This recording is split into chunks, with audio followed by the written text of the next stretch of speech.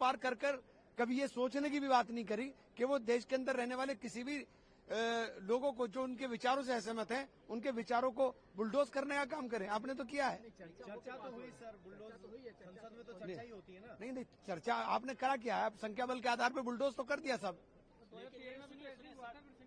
क्या किया था? क्या हुआ 2013 में? क्या 2013 में किसको बुलडोज किया था बताइए आप? कांग्रेस ने किस सरकार के अंदर रहते हुए किसके अधिकारों को उसके अधिकार से वंचित करने का काम किया? आपने आदिवासी कर करके क्या कौन आदिवासी वक्त था? वक्त के लिए लक्षद्वीप के लोगों को उनके अधिकार से, जो धार्मिक स्वतंत्रता का उनका अधिकार है, उसको आपने वंचित कर दिया। सुप्रीम कोर्ट जाने का ऐलान कांग्रेस पार्टी ने किया है। जाएंगे, और क्या है? सुप्रीम कोर्ट कस्टोडियन है संविधान की, और ये संविधान के ऊपर हमला है। सर, आज कांग्रेस पार्टी ने प्रोटेस्ट भी किया यूएस टैरिफ को लेकर जो इम्पोज किया गया है डोनाल्ड ट्रंप के द्वारा।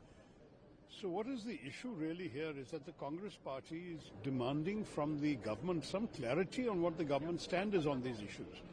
There have been a number of reports in the newspapers that America is objecting to various tariffs. For example, complaining about the agricultural subsidies given in the form of MSP and so on, and that they want India to reduce them. But India knows that our farmers are already living in very desperate conditions, and that if their products are swamped by agricultural imports, they could have some consequences. So what I think the Congress party leadership was trying to accomplish today was to demand of the government to come and make a clarificatory statement in the Lok Sabha. That's the platform. Parliament is the platform where the nation gets to hear from the government as to what they are planning to do. So some clarity as to the government stand is what the party was asking for. हाँ, mobile पकड़ना, mic है।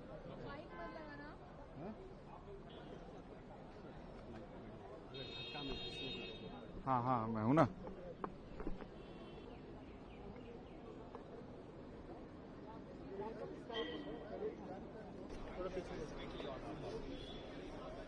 आ जाओ पीछे।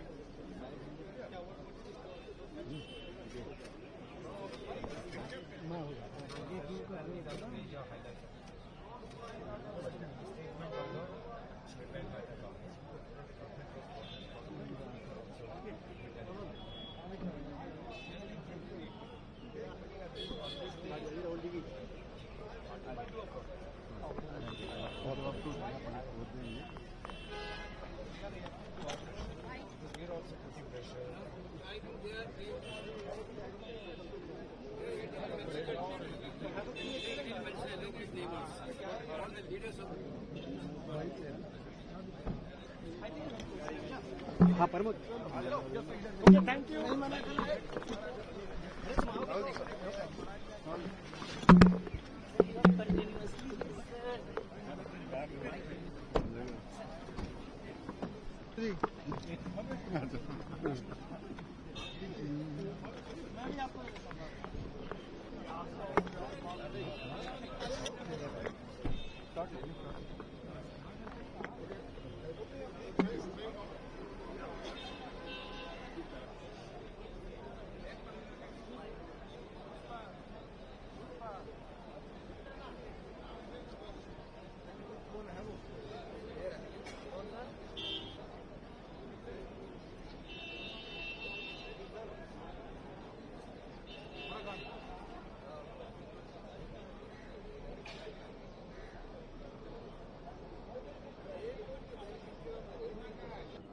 करना तूने। मनोज कुमार जी नहीं रहे तो बहुत ऐतिहासिक छवि, मतलब ये उनकी फिल्में, उनकी बातें और उनके सिनेमा को लेके बहुत दुखद रहा, लेकिन ये छवि, ये क्षति को सिनेमा इंडस्ट्री पूरा नहीं कर सकता। मनोज जी ने भारत शब्द का प्रचलन किया, मनोज जी ने अपने गानों में संस्कृति, संस्कार दिखाए। एक्चुअल भारत क्या है, देहात क्या है, ऐसे मनोज कुमार जी के जाने से पूरी सिनेमा इंडस्ट्री में आज एक बहुत बड़ा ब्लैक डे, काला दिन आया है। बहुत बड़ा नुकसान हुआ एक ऐसे सिनेमाकार का जिससे बड़े बड़े सिनेमाकार ने सिनेमा बनाना सीखा। हमने समझा सिनेमा क्या है। हम लोगों को उन्होंने फ्यूचरिस्टिक फोटोग्राफी दिखाई, उन्होंने फ्यूचरिस्टिक एक लार्जर देन लाइफ का सिनेमा दिखाया। कलरफुल सिनेमा रहता था, पाश्चात्य पूरब और पश्चिम को लेके वो बना, वो सोच उनकी थी। ऐसे मनोज कुमार जी का जाना आज बहुत ही दर्दनाक रहा पूरे सिनेमा जगत के लिए। सर, विपक्ष का कहना यह है कि वक्फ अमेंडमेंट बिल को लेके वो सुप्रीम कोर्ट जाएगा। डेमोक्रेसी है, सबको जाने का अधिकार है, लेकिन वो विपक्ष अपने वोटर, अपने गरीब मुसलमान वोटरों को क्या जवाब देगा जब चुनाव में आएगा? उनके हक को जो हक मिलने जा रहा है वो हक वापस से उसके लिए अब वो वापस छीनना क्यों चाह रहे हैं? पहली बार तो इस धरती पर भारत की मुसलमान, गरीब मुसलमानों के लिए किसी ने सोचा है, वो प्रधानमंत्री मोदी जी हैं। यशस्वी प्रधानमंत्री मोदी जी को धन्यवाद देने के बजाय अब ये लोग कोर्ट कचहरी की बात कर रहे हैं। ये बहुत दुखद है।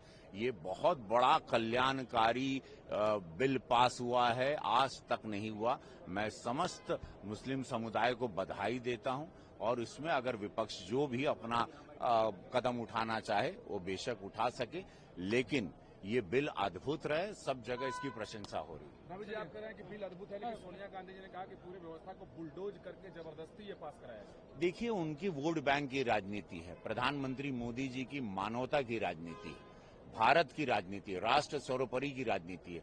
तो इससे पता चलता है इन लोग एक वोट बैंक की राजनीति में ही कभी किसी मुसलमान गरीब का भला नहीं किए कांग्रेस ने। तो आज ये सब कह रहे हैं तो उससे पता चलता है कि उनकी पूरे वोट बैंक उनको खिसकती नजर आ रही, जहां प्रधानमंत्री मोदी जी को भारत को गरीब मुसलमानों के साथ लेके सबका साथ सबका विकास में एक मजबूत $5 ट्रिलियन की तरफ एक विकसित भारत की तरफ भारत बढ़ेगा। 20 करोड़ 30 करोड़ मुसलमानों को, गरीब को पीछे छोड़ के विकसित भारत नहीं बनता। ये बात प्रधानमंत्री मोदी जी को पता थी।